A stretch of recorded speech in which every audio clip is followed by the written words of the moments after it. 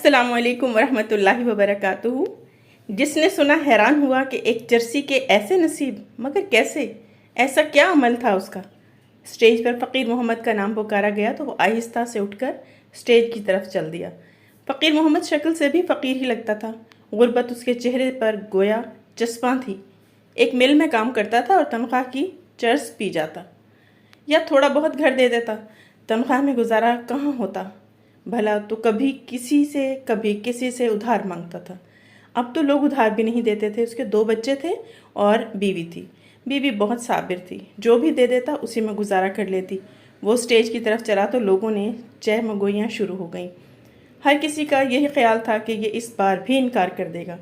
ये मिल मालिकान की तरफ से हर साल किसी एक खुश नसीब वर्कर को हज पर भेजने की तकरीब थी, जिसमें पिछले 2 साल की तरह इस साल भी फ़कीर मोहम्मद का नाम ही आया था। पिछले 2 साल हज पे जाने की बजाय फ़कीर मोहम्मद ने हज के खर्च के पैसे ले लिए थे, और इस साल भी फिर उसी का नाम निकल आया था।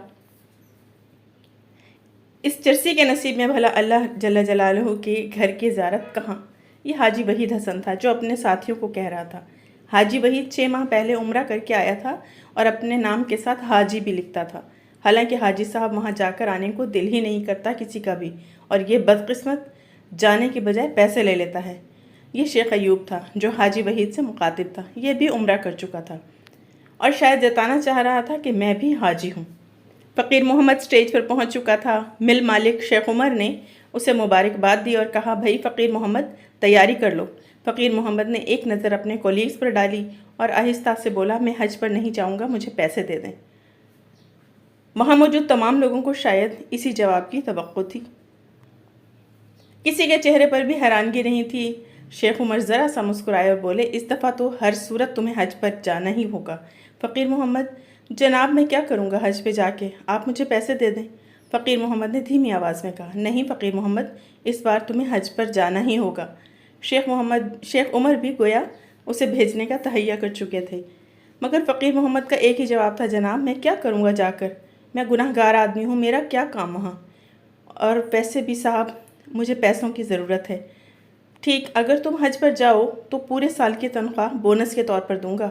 शेख उमर ने ऑफ़र की तो फ़कीर मोहम्मद की आंखों में चमक सी आ गई। कहने लगा, ठीक है, मैं राज़ी हूँ। शेख उमर बोले, देखो 3 साल से मुसलसल सिर्फ तुम्हारा ही नाम निकल रहा है और जा नहीं रहे। अल्लाह रब्बे ज़ुल जलाल हर सूरत तुम्हें बुलाना चाह रहा है। रवानगी का दिन आ गया। साल की तनख्वाह फ़कीर मोहम्मद ले चुका था। घर वालों और जो 1-2 जानने वाले थे उनसे मिलकर फ़कीर मोहम्मद हज पे रवाना हो गया। हज किया, रसूलुल्लाह सल्लल्लाहु अलैहि वसल्लम के रोज़े पर हाज़िरी दी। हज मुकम्मल करके 2 दिन बाद फ़कीर मोहम्मद की वापसी थी, मगर आने से 1 दिन पहले ही मक्का मुकर्रमा में उसका इंतकाल हो गया। उसके घर इत्तला दी गई और उसकी बीवी के से इजाज़त लेकर उसको दुनिया के दूसरे बेहतरीन कब्रिस्तान जन्नतुल मुअल्ला में मक्का में दफन कर दिया गया। जिसने सुना हैरान हुआ कि एक गुनहगार के ऐसे नसीब, मगर कैसे? ऐसा क्या अमल था उसका? कुछ दिन बाद मिल मालिक शेख उमर फ़कीर मोहम्मद की बीवी के पास ताज़ियत के लिए गए और उसकी बीवी से पूछा, बहन ऐसा कौन सा अमल था कि उसका 3 साल मुसलसल इसी तरह नाम निकला तो और वो दफन भी वहीं हुआ? उसकी बीवी ने कहा, साहब जी, मैं और तो कुछ नहीं जानती, मगर एक अमल उसका जानती हूँ, शायद उसी के सबब ये रुतबा मिला हो उसे। कहने लगी, हमारे मोहल्ले में एक बहुत ही नेक, नमाजी, पाकीज़ा, पर्देदार जवान बेवा है। उसकी 3 छोटी बच्चियां हैं।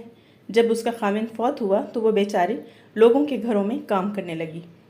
वो इज़्ज़तदार, पर्देदार औरत थी। हर जगह उसे बुरे लोगों की वजह से काम छोड़ना पड़ा। उसने भूख कबूल कर ली। मेरे खामिन को पता चला तो उसने उस बेवा औरत को अपनी बहन बना लिया और उसके घर का सारा खर्च देने लगा। मेरे शौहर की तनख्वाह में 2 घरों का गुजारा मुश्किल था, तो वो उधार लेकर जैसे भी उसको खर्चा ज़रूर देता। 2 बार हज पर ना जाने की वजह यह थी कि पीछे इस बेवा औरत और उसकी बच्चियों का ख्याल कौन रखता। उसने 2 बार हज के पैसे लेकर उनको ही दिए और कुछ मुझे। वो इस बार नहीं जाता अगर आप उसे पूरे साल की तनख्वाह ना देते। उसने पैसे लेकर 6 माह का घर का सामान लिया, कुछ उस औरत को दिया, तब वो हज पे गया। शेख उमर का दिल चाह रहा था कि फ़कीर मोहम्मद उसके सामने होता तो वो उसके हाथ चूमता। वहाँ से वो उस बेवा औरत के घर गए। उसने बताया कि लोगों की नज़रों में वह चरसी और मेरी बच्चियों के लिए फ़रिश्ता था। कहने लगी, वो कहता था, बहन मेरे लिए दुआ कर दिया करो बस, और मैं उसके लिए एक ही दुआ करती थी, या अल्लाह मेरे इस भाई को ईमान पे मौत देना। यतीमों के सर पे हाथ रखने से जितने बाल ہاتھ نیچے آتے ہیں اتنے گناہ معاف ہو جاتے ہیں، اتنی ہی نیکیاں لکھی جاتی ہیں، اتنے ہی درجات بلند ہوتے ہیں۔ سبحان اللہ۔ ویڈیو پسند آئے تو لائک، شیئر اور چینل کو سبسکرائب کر لیجئے۔